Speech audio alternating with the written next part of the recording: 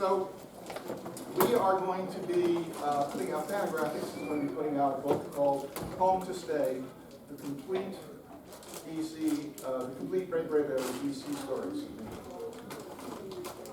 And this is not the cover of the book, but it's the cover that we put out to pretend because they needed a cover. So this is the book may not look like that at all.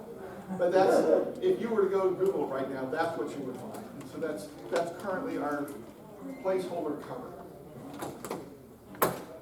And that's a panel actually from that story. So that we're going to talk about why that's. You know when it's due out? At the moment, it's due out in October. We'll see. You might have heard recently that there was a ship that ran aground in Chesapeake Bay and was stuck there for a month before they got it out. Well, our books were on I don't know when they're coming out. So Bradbury's, actually I think that should be 52 or 53, but anyway, Ray Bradbury's EC years, this is part 2 of that. This is the top half of the biography that Ray Bradbury, not Ray Bradbury, but EC ran biographies of all of their artists, and this is the only one they did for Ray. And there's a reason behind all of this.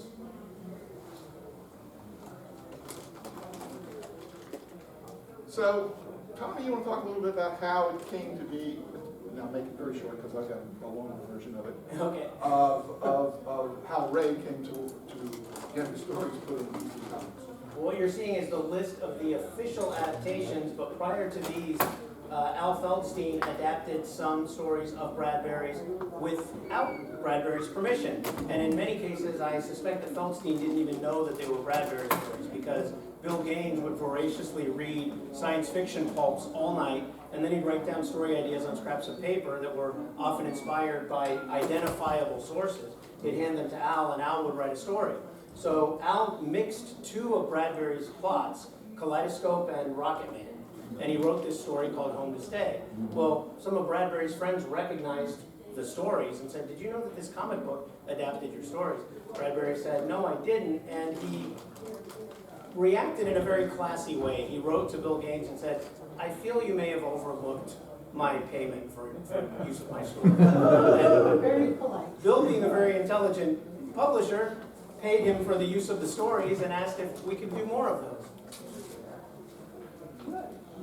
So that list you just saw was 27 stories, and that's been sort of the official list.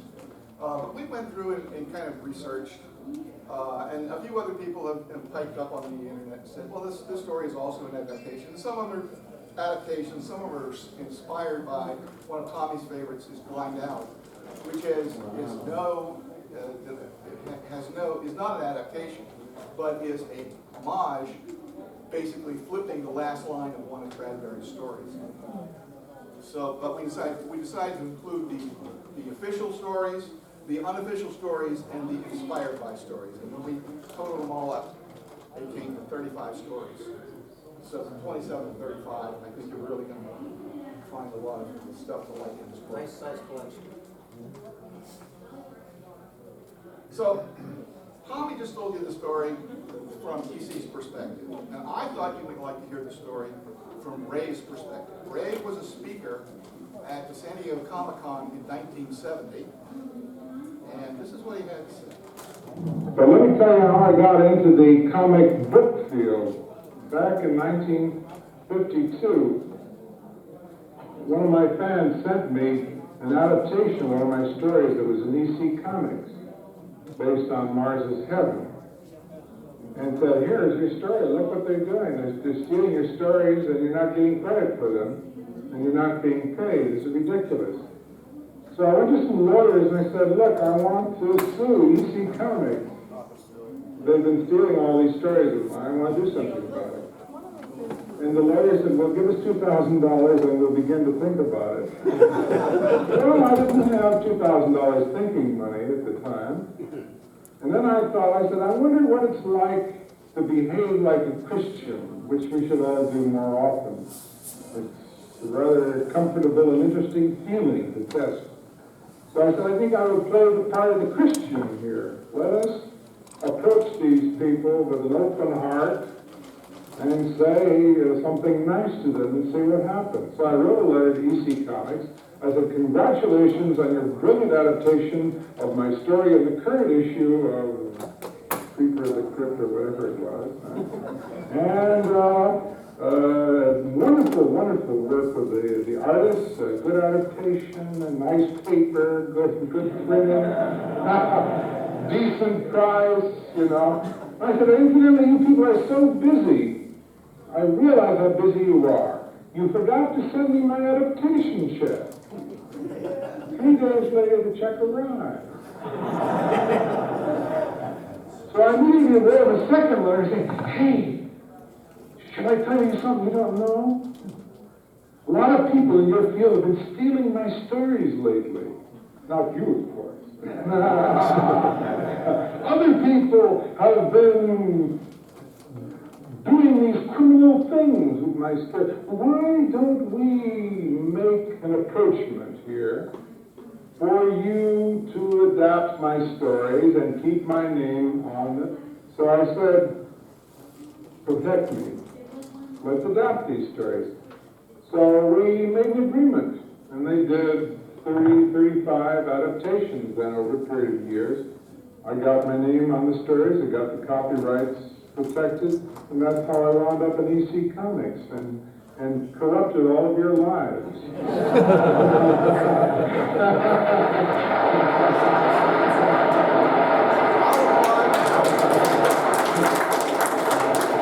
Corrupted my life with his books. Didn't even read the comments. So, now I've got a lot of videos I want to show you here, and this is probably the longest. It runs about 4 minutes, so don't get impatient. But it's really good information. Jerry Weiss arranged, after much trial and tribulation, a visit to Ray Bradbury's home by Al Feldstein, who of course was doing the adaptations for DC. And this is how.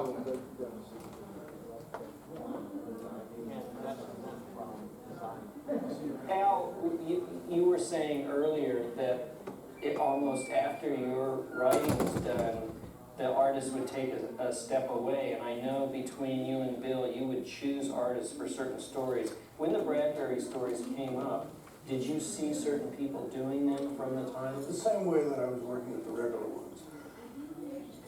The thing about Ray's stories is that he writes like a painter. He uses his pencil or his typewriter like a brush, and he uses his words like colors. And he makes this vision that we see in our mind as we're reading his stuff. Your vision that you see when you're reading his story is different than mine, because you have a different reaction to "There will come soft rains," a quote or something like that, or a metaphor or an adjective. And so I would capture as much as I could of the original narration into the layout, and then I would have to turn it over to an artist who's going to see it his way. It's not going to be the way I saw it, but that's what we do, you know. Yeah. So, for example, the flying machine, being that it took place in China, Bernie Christie was a perfect guy to do that, because I could say to Bernie, make it look like a Japanese print. Make it look like the old Japanese prints or Chinese prints. And he did such a fantastic job. He most certainly did. This is just, when I saw this in comics, I couldn't believe it was in a comic book. No. And even when I went to college and studied Hokusai, Hiroshige, all of the Japanese artists, this still stood just as powerful as when I saw it as a kid. Bernie was great. They were all great. I mean, Wally Wood, if I did something like There Will Come Soft Rains about the virtual house that you mentioned. Yep. Wally was the guy. He was the gadget guy. He was the guy that could do all the little gadgets and knobs and buttons and screens and whatever. Well, the wonderful thing about my life has been, without knowing it, I was a collector of metaphors. I was born with it, and I didn't know I was doing it. But starting with the Hunchback of Notre Dame, which I saw when I was 3, Phantom of the Opera when I was 5, The Lost World with its dinosaurs when I was 5, I was collecting metaphors. I saw Blackstone on the stage when I was 6 years old. I ran up and helped him disappear an elephant.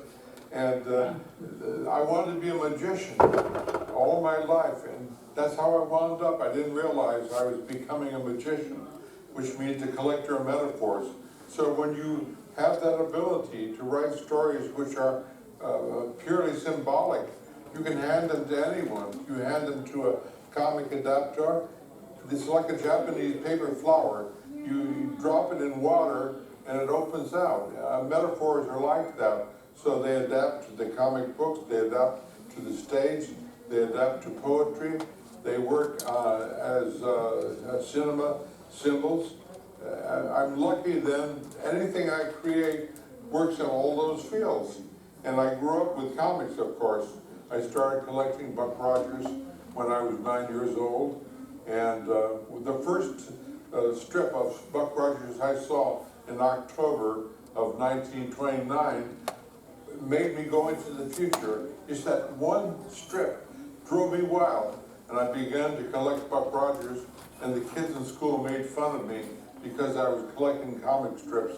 And I listened to them, and I tore up my Buck Rogers comic strips after 3 weeks.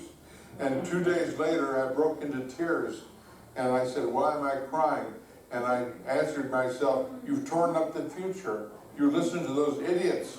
And you go back and cure yourself. And how do you do that? You collect the comic strips and make yourself well. So I went back and collected Buck Rogers and made myself well, and I never listened to one more damn fool after that. Tarzan, Flash Gordon, Popeye, you name it. So if I'm anything, my genesis is strongly in early films and comic strips. What I hope you're going to get out of this is the great respect these two writers have for each other, and the passion, of course, that Ray has, and the strong influence of his childhood. There's practical application to this too. Can you say anything about that? It was just something that Jerry Wiest, who was the publisher, editor of the original Squatron, I'm sure a lot of you are familiar with, one of the great second-generation EC fanzines, was very, very passionate about the Feldstein adaptations of Bradbury's work. And some of you may have a book that he put out called Ray Bradbury, An Illustrated Life, A Journey to Far Metaphor. And there's a chapter in there that has a lot of very insightful letters that went back and forth between Bradbury and the EC staff in the 1950s. But Jerry had always wanted to get Al Feldstein and Ray Bradbury together, and that day in November of 2003, with all that original art spread out, and they had copies of the comic books, and to get those two men together to talk about what they had done together, because Ray was such an influence on Feldstein's writing. And if you're familiar with the EC Comics, you know that after Feldstein started to adapt Bradbury's work, it really influenced his own writing. And his original stories became much more prosaic, much more poetic. And Bradbury was clearly a huge influence, but for Jerry Wiest, those two guys were a huge influence on him personally. And the fact that he got them both together, you can see right there, it was just a beautiful moment. Al, when the idea came up and the partnership formed, did you and Bill sit down and kind of analyze Ray's short stories and say to yourself, some of these are more going to be easier, and did you have a game plan, or did you just randomly begin to plow into them? There was no analyzing as far as Bill was concerned. Bill said to me, I got the okay for Ray Bradbury, we're going to do his stories, one an issue Yep. in Weird Science, Weird Fantasy, Tales from the Crypt, Wolf Hour, whatever, crime. Yeah. We did the crime. And what about? Okay, so I was then faced with, okay, what stories do I do? Here I got these 4 volumes, The Dark Carnival, Golden Apples of the Sun, The Martian Chronicles, and Golden Apples. so we're missing one. But anyway, Martian Chronicles. Oh, Illustrated Man. Illustrated Man. Yeah. What do I do? Yeah. Well, I did the same thing that I had been doing with the rest of the titles. Jack Davis was up. He was coming in. I needed a story for Jack Davis.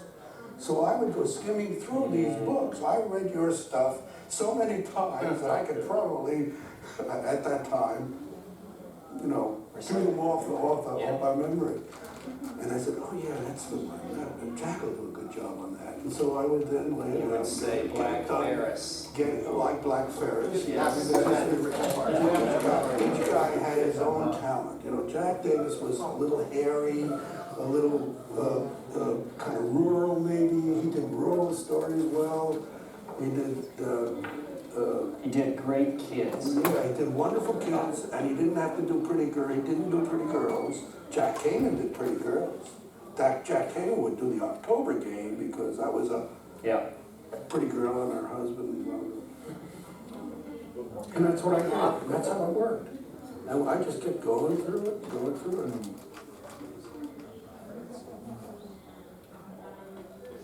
I don't want to spend too much time blabbing because I want you to see this. When you saw these unfolding, Ray, what were your feelings? When the first few stories hit you? When I saw the first stories, there was a feeling of gratification and relief because I've been mishandled by the studios so often and by radio on occasion that it was a relief to see that some people were adapting the story just the way I wrote it. So these are beautiful because we are joined at the hip. The hip, the heart, and the head. I had an advantage. The comic book is a very unique media. It combines typography and pictures. There's no other media like that. Television is all pictures with dialogue, that which you could say could be typography, but even dialogue doesn't capture the descriptions that he has. And so I had that advantage in adopting it. In fact, I feel sorry for movie people that try and adopt short stories like Ray's, because they're losing something that they can't get. And that's, of course, a very important insight into comics as a medium. You know, clearly, Alan knows what he's talking about. Now also, Al, I'm curious, I'm going to show this comic and then we're going to ask Grant to bring the painting over.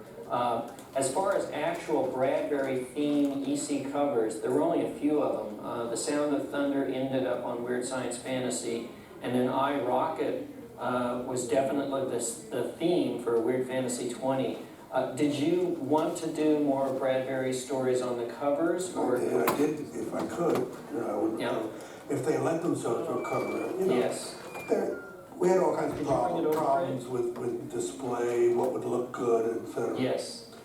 But I did that cover based on Ray's I Rocket. Yes. And then this is Now, Grant Geisman over here. Al has been who is my collector. for the last, 10 years now? Or over 10 or 12 years you've been doing paintings. Since '85, since I 85? retired from Mad. And of course, Grant still has that today. So this is a later painting that he did? Yes, he did a recreation of the cover. Kelly Freas did a lot of this. I'm Yeah. researching him. This is something that he did. Feldstein did quite a few cover recreations of his classic EC covers, and that was one that Grant had done where he insisted that he keep the masthead color. So that's why the painting is pink at the top. Yes. Yeah. There's another story from Ray. I have a story of mine, The Sound of Thunder, made into a film during the last 2 years. It's a story of a time travel group in the future that go back in time to hunt dinosaurs. And one of the men inadvertently steps on a butterfly and changes history. Well, we were a year into production 2 years ago when my director suddenly said to my producers, why don't we get rid of the butterfly? See what I mean? That's what I'm telling you. That's Hollywood production for you. And my reaction was, fire that man. And we fired that director, and we got a new one, and the film was made in Czechoslovakia during the last year, and it'll be out next April. But the butterfly has been rehired.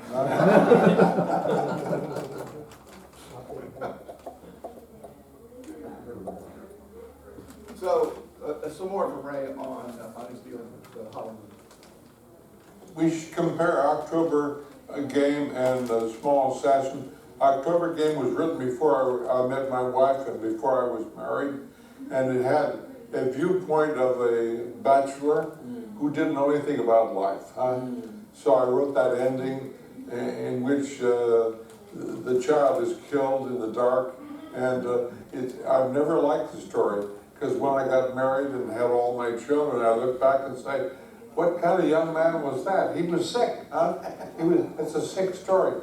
Whereas A Small Assassin is me. I was born with full knowledge. I was a 10-month baby. I came forth and being able to see and to hear and to perceive, and have nightmares in my crib 5 days after I was born, when the nightmare was being born. I remembered that. I remember being suckled by my mother for the first 5 days. I remember being circumcised when I was 6 days old. So later in my life, then, I do a short story in which this baby resents being born. It's a different kind of thing. It's not sick. It's my persona carried into the future, and looking back on my parents, blaming them for having me born when I would love to have stayed inside and in that comfortable life in the womb. So it's a different kind of story.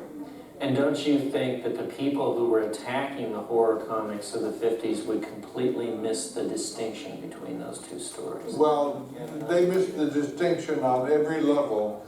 All intellectuals, as I said earlier, mistrust fantasy, regardless of whether they're liberal or conservative. They have no proof of childhood. They have no proof of childhood. They grew up and never looked back. I've always stayed on good terms with my 5-year-old, myself, my 3-year-old,